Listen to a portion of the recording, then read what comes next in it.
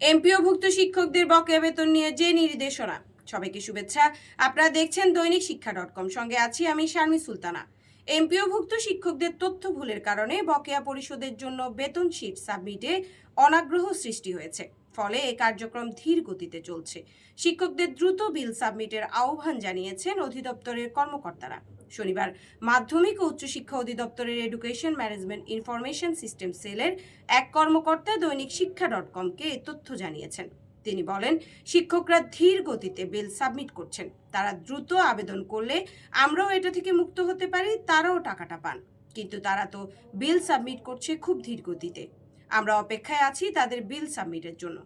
এর আগে অধিদপ্তরের এক চিঠিতে বলা হয়েছে, অধিদপ্তরাধীন শিক্ষা প্রতিষ্ঠানের এমপিওভুক্ত জনবলের টাকা ইএফটিতে ডিসেম্বর 2024 থেকে জুলাই 2025 মাস পর্যন্ত সরাসরি শিক্ষক কর্মচারীদের স্ব ব্যাংক হিসেব নম্বরে পাঠানো হয়েছে।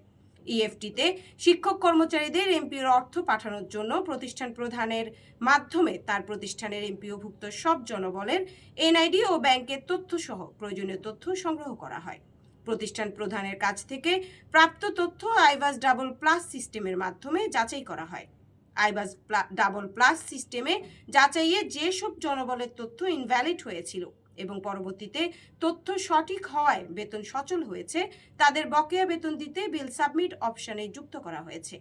যে প্রতিষ্ঠানের শিক্ষক কর্মচারী যেসব মাসের বিল বা উৎসব ভাতা বকেয়া আছে, সেই প্রতিষ্ঠান প্রধান তার প্রতিষ্ঠানের এমপিও সংক্রান্ত কাজের জন্য ব্যবহৃত আইডি এবং পাসওয়ার্ডের মাধ্যমে ইএমআইএস সিস্টেমের এমপিও ইএফটি মডিউলে লগ ইন করে বিল সাবমিট অপশন থেকে সেই সব বকেয়া মাসের বিল আলাদা আলাদা সাবমিট করবেন। প্রতিষ্ঠান প্রধানের দাখিলকৃত তথ্যের ভিত্তিতে শিক্ষক কর্মচারীদের বকেয়া অর্থ পাঠানো হবে।